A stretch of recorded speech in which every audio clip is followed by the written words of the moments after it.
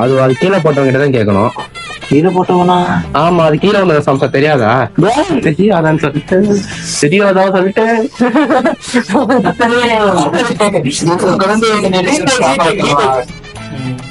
உண்மையிலே ஆண்டி வராங்கிறாங்க. யாரா ஏதோ பேச்சுக்கு சொல்லலான்னு பார்த்தா உண்மையிலே ஆண்டி வராங்க.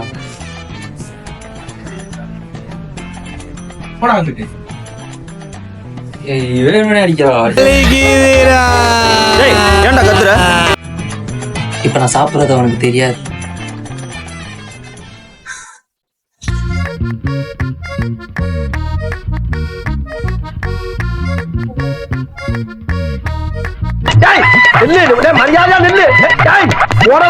ஜோசா பாரு, அது வருது, என்ன பண்றது?